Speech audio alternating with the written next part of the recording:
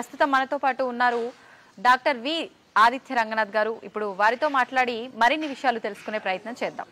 నమస్తే అండి. నమస్తే మ్యామ్. నిజంగా మీరు చెప్పే టిప్స్ అయితే చాలా అద్భుతంగా ఉంటున్నాయండి.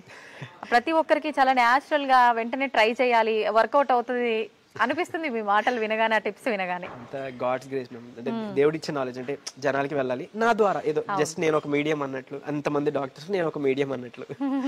ఓకే, టాపిక్ ఏంటంటే ఇప్పటి వాళ్ళలో తింటున్నారో లేదో తెలియదు కానీ ఈ కాంబినేషన్ లో మనం కొన్ని పాత సినిమాల్లో కూడా చూసుంటాం. మజ్జిగన్నంలో ఉల్లిపాయ నంచుకొని తినడము, పచ్చిమిర్చి నంచుకొని తినడం, ఇలాంటివి. ప్రత్యేకించి ఇప్పుడు టాపిక్ ఏంటంటే మజ్జిగన్నంలో పచ్చి ఉల్లిపాయని నంచుకొని తింటూ ఉంటారు. తినటం వల్ల ఎటువంటి ప్రయోజనాలు కలుగుతాయి?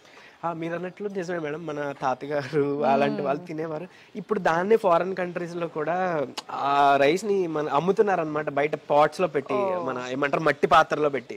సో మళ్ళీ దాన్ని మనం ఇప్పుడు స్పెషల్ గా, అంటే ఏమంటారు పాష్ గా, కమర్షియల్ గా మళ్ళీ తీసుకొస్తున్నాం అన్నట్లు.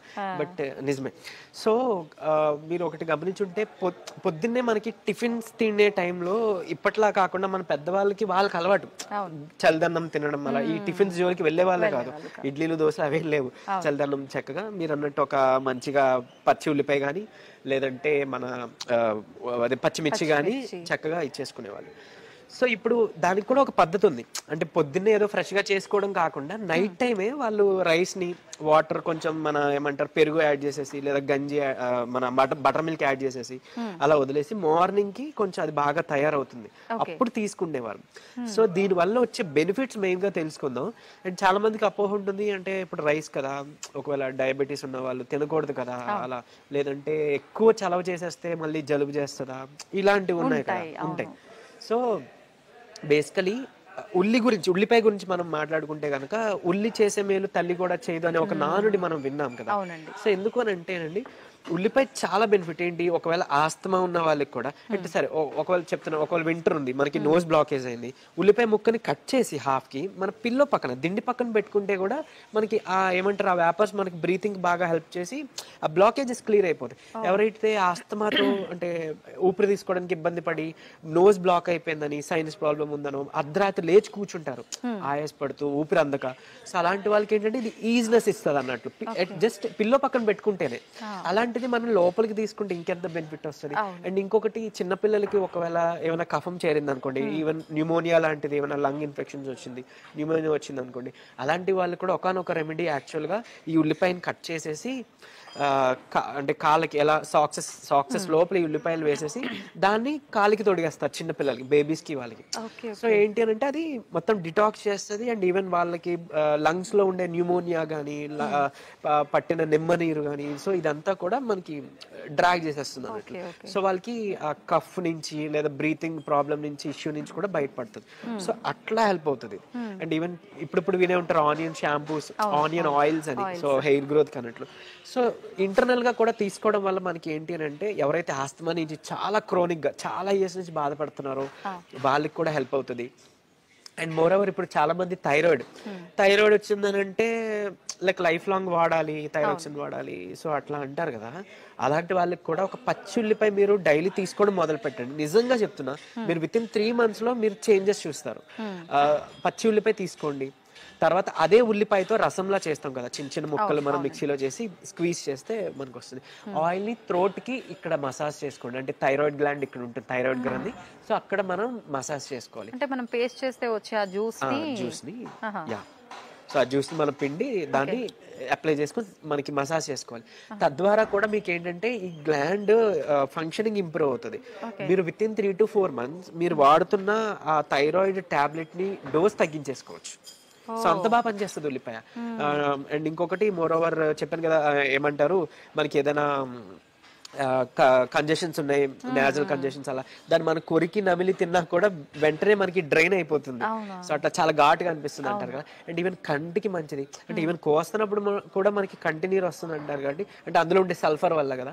సో ఏంటంటే అది కంటికి కూడా చాలా మంచిది. అంటే ఇందులో ఉండే ఏదైతే మలినాలు ఉన్నాయో అది క్లియర్ అవుట్ చేస్తూ సైట్ ఇంప్రూవ్ అవడానికి కూడా హెల్ప్ అవుతుంది. అండ్ ఈవెన్ మనం దాన్ని స్టీమ్ పట్టడానికి కూడా మనం యూజ్ చేసుకోవచ్చు ఇట్లా. సో ఇంకొకటి ఏంటంటే మనకి షార్ట్ చైన్, లాంగ్ చైన్, మోనోస్ ఇవి ఉంటాయి అన్నమాట, సాచురేటెడ్ ఫ్యాట్స్ అవన్నీ కూడా. సో మనం ఈ ఉల్లిపాయ తినడం వల్ల మనకి ఫ్యాట్ మెటబాలిజం, కొలెస్ట్రాల్ మేనేజ్మెంట్ కూడా చాలా బాగా హెల్ప్ అవుతుంది.